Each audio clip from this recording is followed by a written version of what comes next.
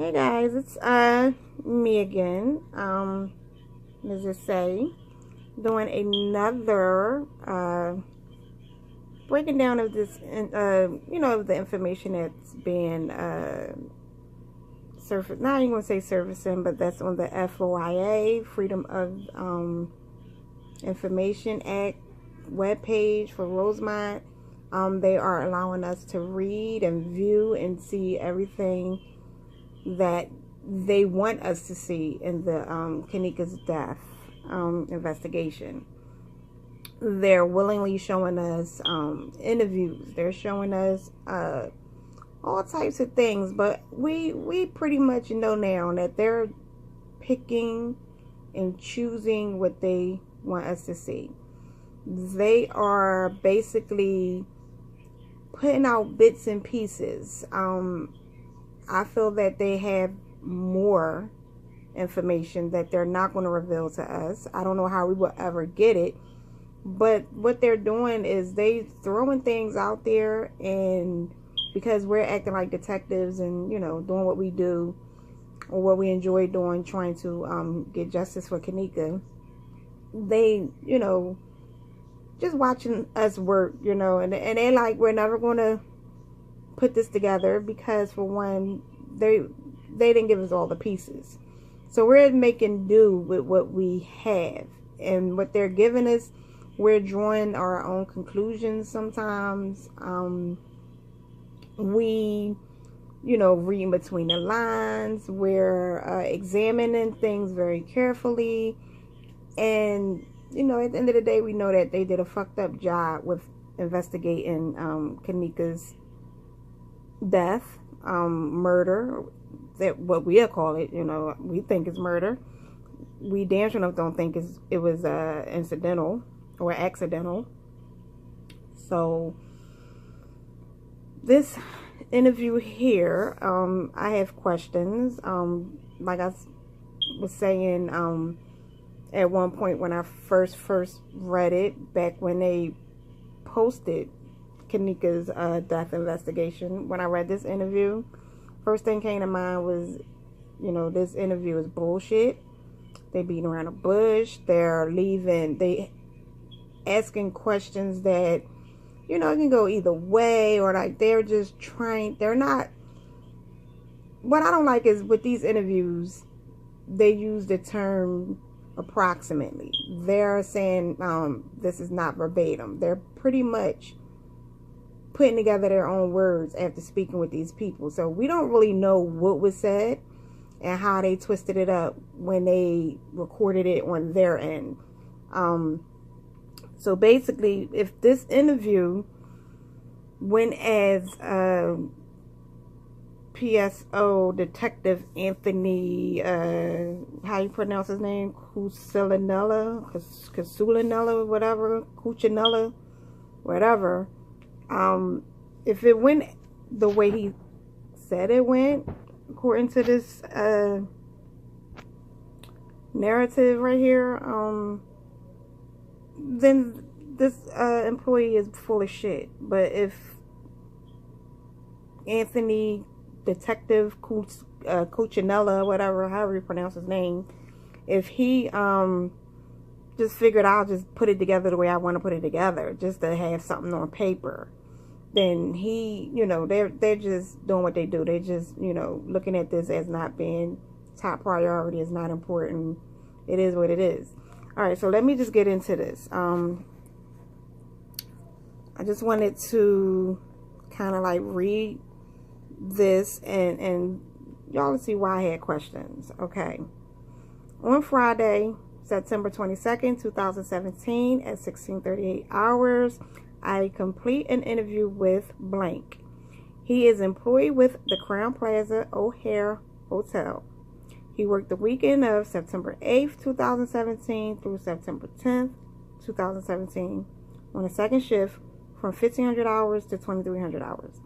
His normal routine consists of walking the building and completing a list of various items.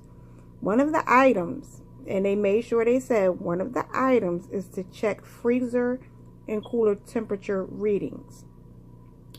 On a daily shift, he received approximately 10 house calls and 10 guest calls to complete.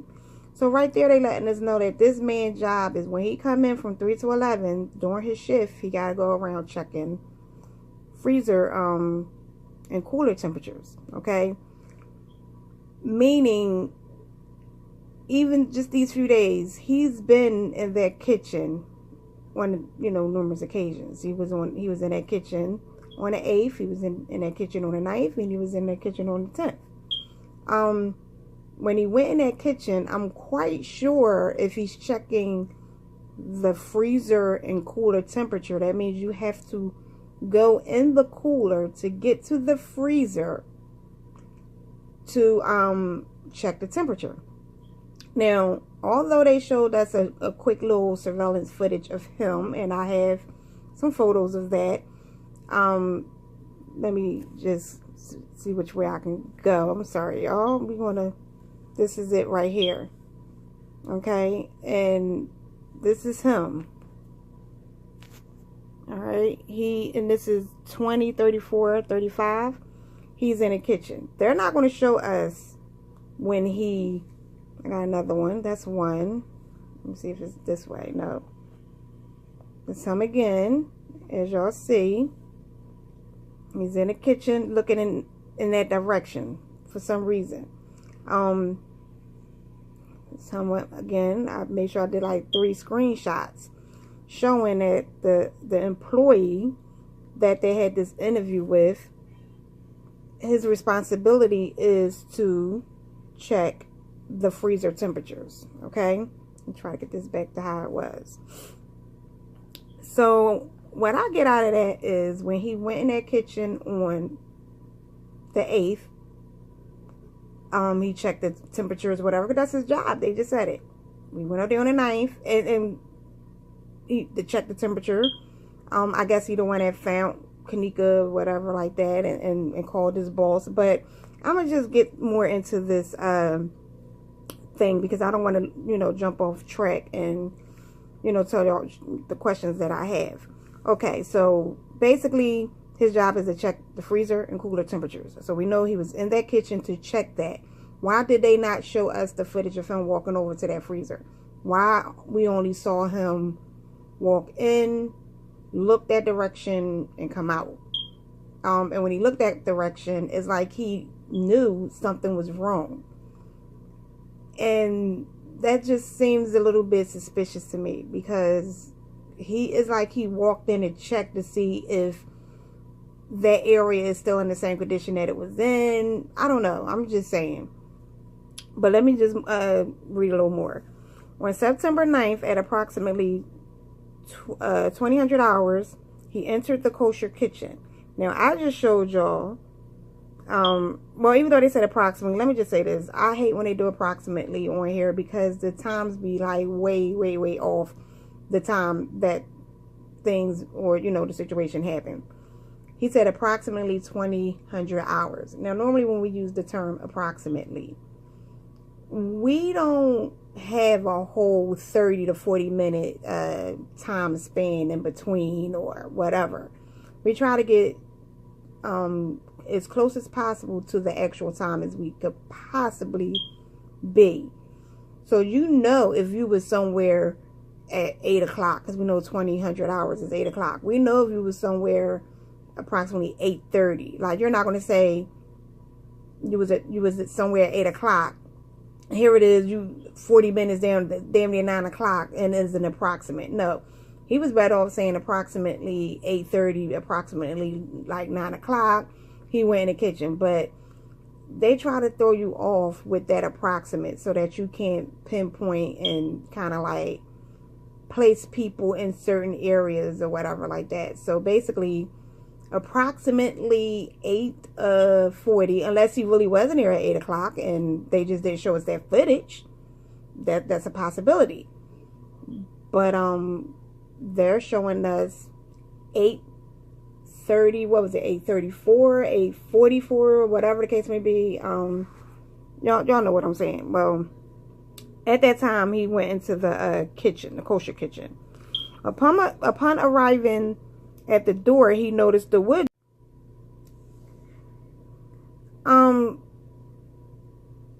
Now, when he say open more than normal, that means he goes, like I said earlier, he goes up in that area frequently. He knows if the door is shut, if it's closed, if it's open more than normal, whatever the case may be.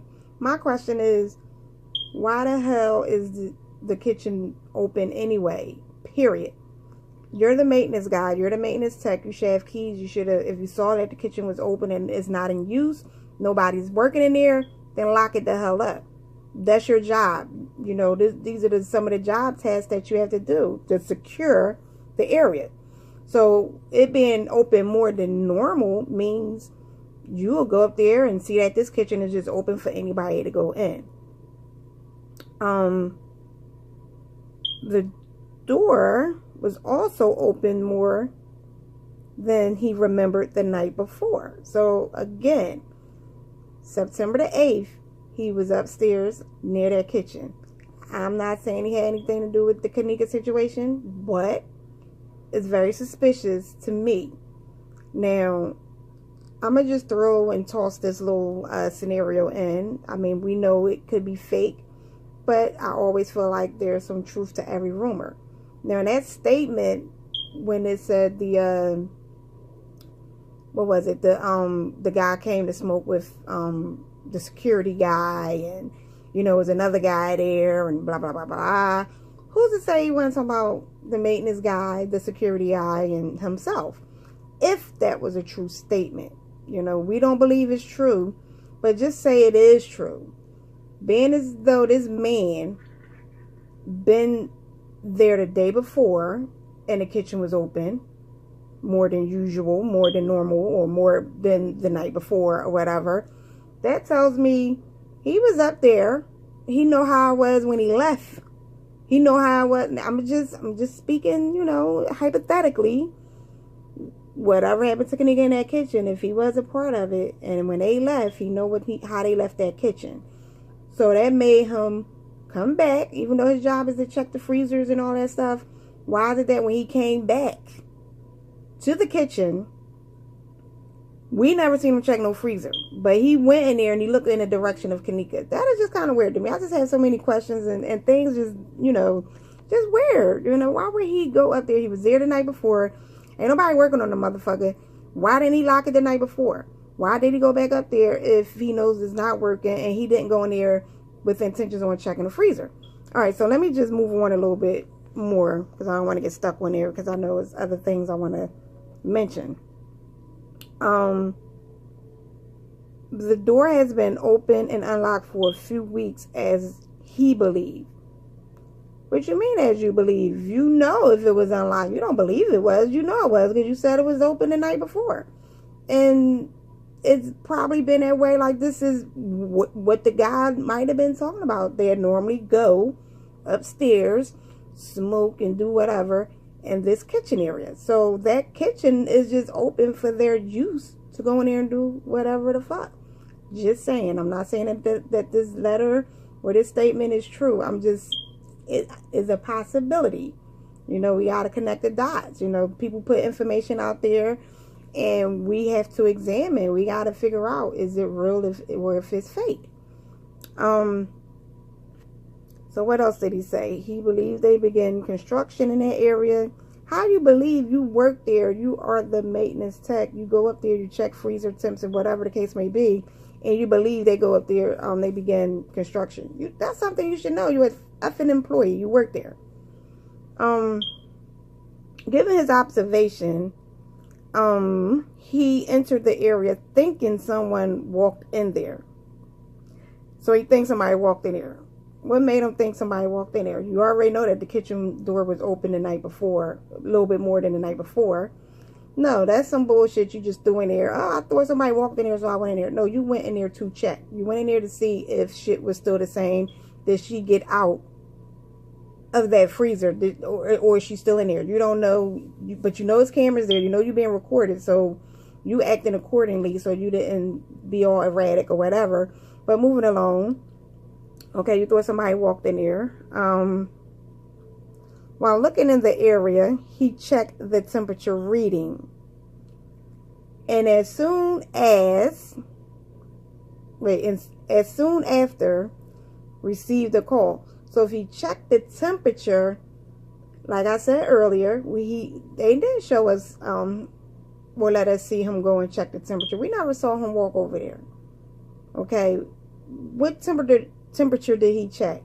And if so, if you check the, let's see, the temperature reading, you notice they didn't indicate if it was the cooler or the freezer.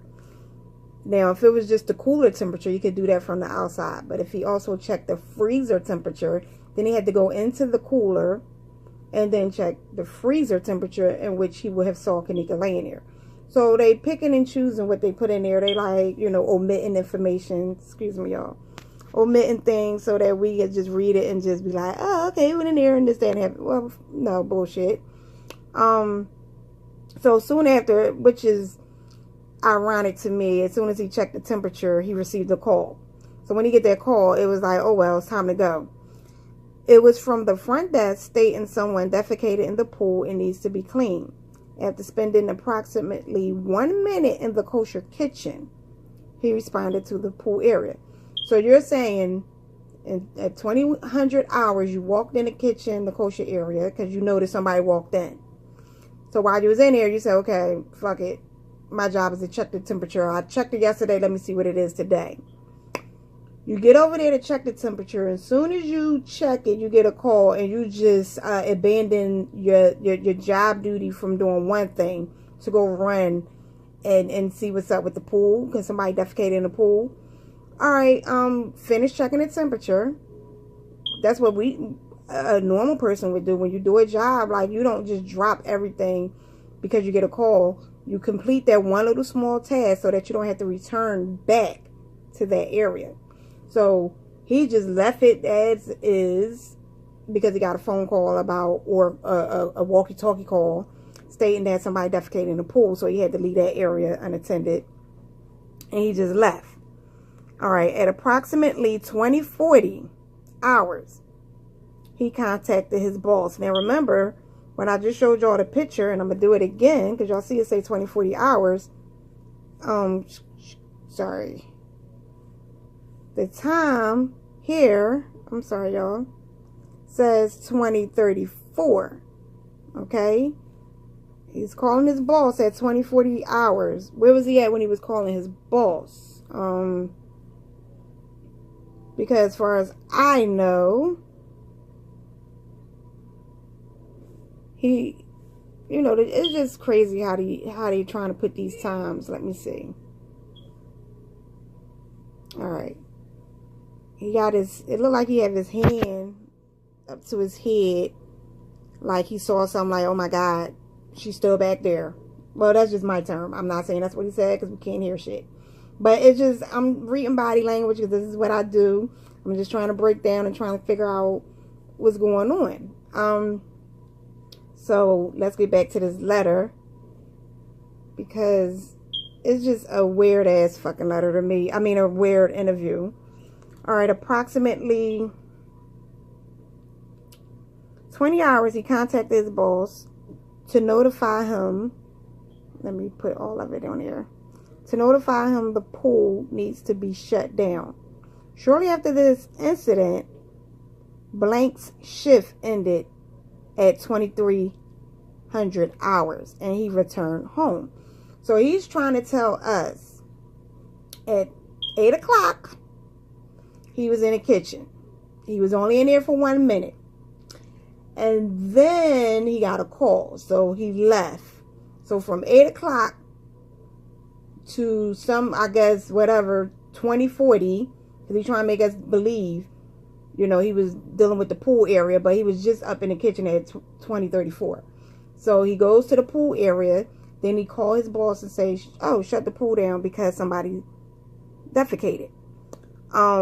And by the time he was done that, let's see, 8, 9, 10, 11. So that's approximately 3 hours it took for him to get this area situated. Now, don't get me wrong. I don't clean pools. I'm not sure what they do and how they do, but I did look some information up. And it says, you can shut the pool down until it's safe for them, you know, for people to go back in. But it's towards the end. The pool was shutting down anyway.